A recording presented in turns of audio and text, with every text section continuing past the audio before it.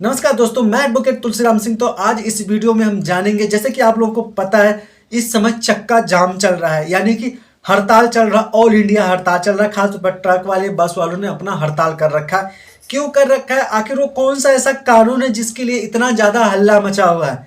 तो वीडियो के लास्ट तक बने रहेगा। इस वीडियो में टोटल हम यही जानेंगे वो कौन सा ऐसा कानून है जिनकी वजह से इतना ज्यादा हल्ला मचा है। आखिर मसला क्या है, जानने के लिए वीडियो के लास्ट तक बने रहिएगा। वीडियो बहुत ही इंटरेस्टिंग और बहुत ही इंफॉर्मेटिव होने वाली है। दोस्तों, आप लोगों को बताना चाहूंगा 2023 के लास्ट में एक नया कानून पारित होता है जिसको कहते हैं भारतीय न्याय संहिता, यानी उसको शॉर्टकट में BNS कह सकते हैं। इसमें कुछ नया बदलाव हुआ, जैसे कि आप लोगों को बताना चाहूंगा। पहले जो कानून था, यानी जो हिट एंड रन का मामला था, जिसमें 2 साल की सजा का प्रावधान था। IPC के तहत, इंडियन पेनल कोड के तहत 2 साल का सजा का प्रावधान था, जिसमें अमेंडमेंट लाया गया है।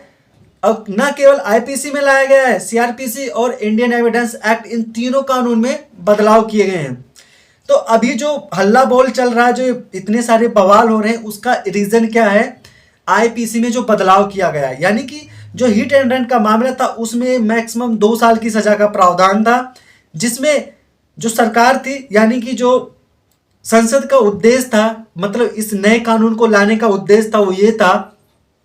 पहले उद्देश्य जान लेते हैं फिर आगे बढ़ते हैं।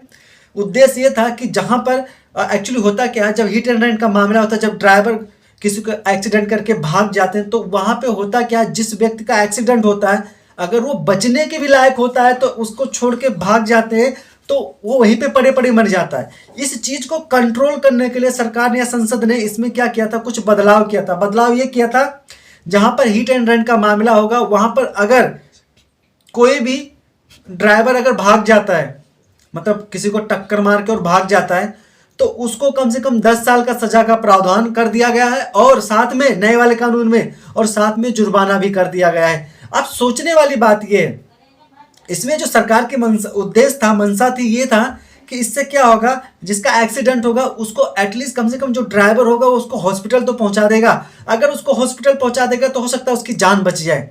अब चूंकि इस चीज को कंट्रोल करने के लोग तड़प जिंदा होते हुए भी यहाँ अधमरा होते थे, एक्सीडेंट करके ड्राइवर भाग जाते थे, अधमरा होते थे और वहीं तड़प तड़प कर मर जाते थे, जान चली जाती थी। इस चीज को रोकने के लिए ऐसा एक कानून लाया गया था कि इसमें क्या होगा, एटलीस्ट ड्राइवर खुद हॉस्पिटल नहीं पहुंचाएगा, एक्सीडेंट जिसका किया, एटलीस्ट कम से कम पुलिस को बता देगा या नजदीकी मजिस्ट्रेट को बता देगा, जिससे जिसका एक्सीडेंट होगा उसकी जान बच जाए, उसको हॉस्पिटल पहुंचाया जा सके। इस उद्देश्य से बनाया गया था, जिसकी वजह से अब जब लोगों को पता चला तो ऑल इंडिया लेवल पर, आप लोगों को बताना चाहिए, ऑल इंडिया ट्रांसपोर्ट का जो इनका एसोसिएशन होता है, इन्होंने क्या किया, बिल्कुल हंगामा कर दिया और हर जगह चक्का जाम हो गया। कहीं पेट्रोल की कमी है तो कहीं कुछ कमी है। हर जगह चक्का जाम होने की वजह से मतलब सारी आवाजाही रुक गई, सारे ट्रांसपोर्टेशन का काम रुक गया। अब चूंकि इस पर अब सरकार पुनर्विचार करने वाली है, इस पे कानून में भाई संशोधन की बात चल रही है, सुनने में आ रहा है, आने वाले समय में इसमें बदलाव हो जाएगा। लेकिन अब चूंकि देखो इसमें 2 चीजें आती है। जैसे जब इस बात को एक जो ट्रक ड्राइवर, जो भारी वाहन के जो ड्राइवर, उनका एक जो चिंता पता क्या चीज है, क्योंकि वो कहते हैं कि देखिए कई ड्राइवरों से बात करने के बाद ये पता चला हम इसलिए भाग जाते हैं क्योंकि अगर हम नहीं भागेंगे तो जो भीड़ होती है वो हमें मार देती है। ऐसे बहुत सारे केसेस आते हैं जहाँ पे ड्राइवर या अगर एक आध लोग होते हैं जो नहीं भागते हैं, उनको भीड़ मार देती है। तो ये सबसे बड़ी प्रॉब्लम है ड्राइवर का कि अगर नहीं भागते तो मार दिए जाएंगे, और भागते हैं तो 10 साल की सजा और जुर्माना लगेगा। ये बहुत दिक्कत इस वजह से। तो देखिए, आप लोगों को एक चीज बताना चाहूंगा, अभी ये कानून लागू नहीं होगा जब तक नोटिफिकेशन नहीं आएगा सरकार द्वारा, तब तक अभी इसको लागू नहीं किया जाएगा। अभी इस पर और रिसर्च होगा, जैसा कि सूत्रों से पता चला, अभी इस पे बहुत ज़्यादा रिसर्च होने की संभावना है। उसके बाद में ट्रांसपोर्टर और जो इसमें ड्राइवर होते हैं, उन सब का रिस्पॉन्स देखने के बाद में, सबकी राय लेने के बाद में फिर इसको लागू किया जाएगा। अभी इसमें अमेंडमेंट लाया जा सकता है। भारतीय न्याय संहिता की अगर हम बात करते हैं, यानी BNS की अगर हम बात करते हैं, तो इसमें धारा 106(2) के तहत इसमें 10 साल का सजा का प्रावधान है। और एक चीज और बताना चाहूंगा, इसमें इसको मॉडिफाई भी किया गया। ये 10 साल की सजा कब होगी, जब कोई ड्राइवर किसी को टक्कर मार के, किसी का एक्सीडेंट करके, किसी को हिट करके और भाग जाता है, तो उसको 10 साल की सजा का प्रावधान है। लेकिन साथ में ही उन ड्राइवरों के लिए है जो किसी को एक्सीडेंट करते हैं लेकिन वो मौका वारदात से भागते नहीं है और उसके उपचार करवाते हैं या पुलिस को इन्फॉर्म करते हैं तो वो सजा को कम कर दिया जाएगा, यानी कि 5 साल कर दिया जाएगा, जो कि भारतीय न्याय संहिता की धारा 106(1) के तहत उसमें व्याख्या की गई है, उसके बारे में बताया गया है। अब चूंकि जो ड्राइवरों की प्रॉब्लम थी हम उसकी बात करते हैं। जिन ड्राइवरों की जो चिंता थी वो ये थी कि अगर हम किसी को एक्सीडेंट करते हैं उसके बाद होता क्या है, जब एक्सीडेंट हो जाता है तो होता यह है कि जो पब्लिक होती है वो हमें कूटने लगते हैं, और यहाँ तक कि कई ऐसे केसेस आते हैं जहाँ पे ड्राइवर को मार देते हैं जान से।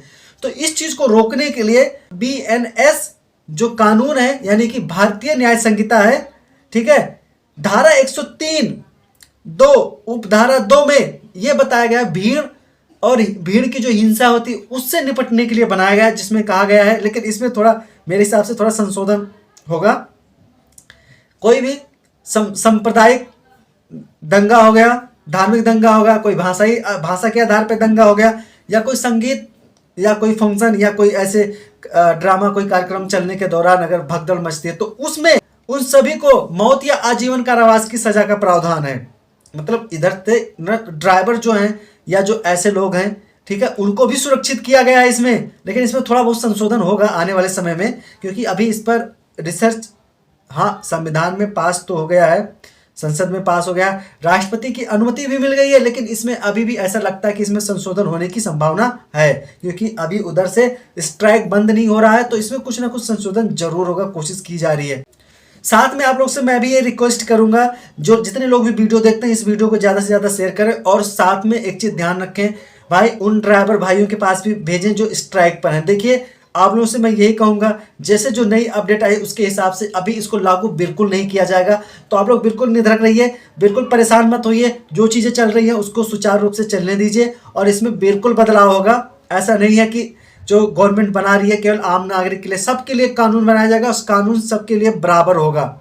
ऐसा नहीं है कि एक को दबा दिया जाएगा, एक को उठा दिया जाएगा, सबके लिए बराबर कानून बनाया जाएगा। आप जरूरत है जो भी कानून बनाया गया उसमें सहयोग कीजिए। अगर आपको कुछ लगता है कि इसमें जो आपके अगर आपको लगता है कि आप लोगों को लगता है कि इसमें कुछ गड़बड़ हो रहा है, तो आप गवर्नमेंट को अपना सुझाव दे सकते हैं, और जो हाँ तक मुझे लगता है संसद गवर्नमेंट इस आपके सुझाव पर जरूर विचार करेगी।